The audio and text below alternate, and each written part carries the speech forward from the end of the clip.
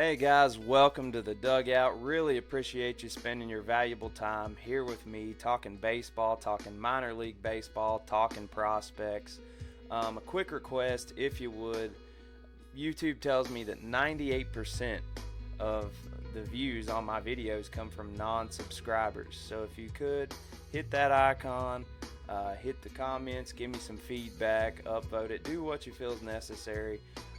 If you indeed like the content, just let me know. That helps me prioritize my time toward more of this content for you guys. It shows me where I stand, so I appreciate it. Without further ado, we're going to look at 5 prospects you should know. And with about 6 weeks in the books of minor league baseball, we've got stat lines for the first time in a long time, so we're able to actually look at how they've stacked up against competition.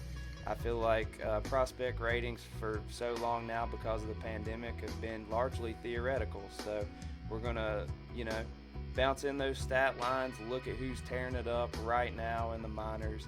And there's going to be some underdogs. There's going to be, some A-listers and some top 10 type guys. Going to mix it up and just let you know who I've got my eye on. So here we go. Leading off, we've got Joe Gray Jr. of the Brewers organization. He's currently with the Carolina Mudcats. He leads the entirety of the minor leagues with, my notes say 40, but he's hit another one since I started working on the video. 41 RBIs, OPS well over 1.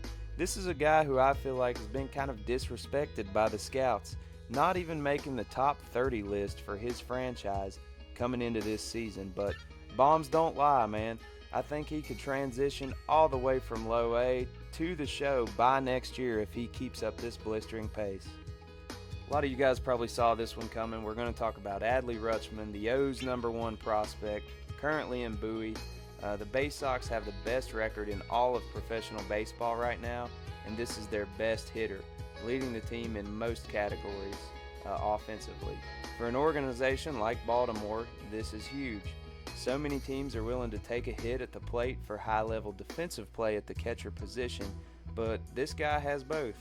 He has several teammates on the Bay Sox I could have easily included here. Lots of great pitching there.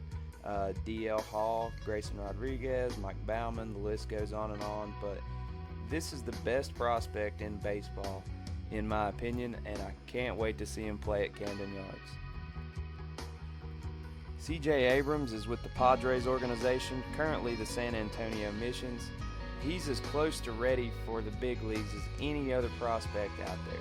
His showing in the minors so far has been incredible. He's put up beast numbers this past spring training as well with the Padres. His biggest roadblock is the current Padres shortstop. I haven't heard much about that guy, have you? Anyway, when Abrams does get the call, look for him to utilize his elite speed. A bit of a base stealing specialist, throwback type player. I love it. Let's talk pitchers. Hunter Greene of the Reds organization is literally packing his bags right now for a call-up from AA Chattanooga to AAA Louisville.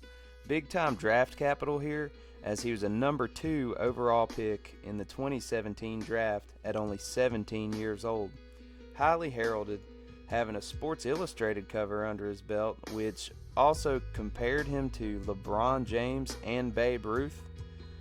For good reason though. He's got a 100-mile-an-hour plus fastball with a slurve as his primary breaking pitch. I think that's pretty cool. Needless to say, his strikeout stat is very high. You're going to hear this name a lot more soon. The imposing Cade Cavalli was a first-round pick for the Nats just last year. Not only has he made it to the high A level already, but he's carving up batters at a record pace. 71 Ks already. This is June 13th, dude. Just last night was his best performance of the year. 7 no-hit innings with 15 strikeouts against the Jersey Shore Blue Claws. With this franchise's aging pitching staff, expect Cade sooner rather than later. He's the heir apparent to Scherzer's spot at the top of the rotation, in my opinion.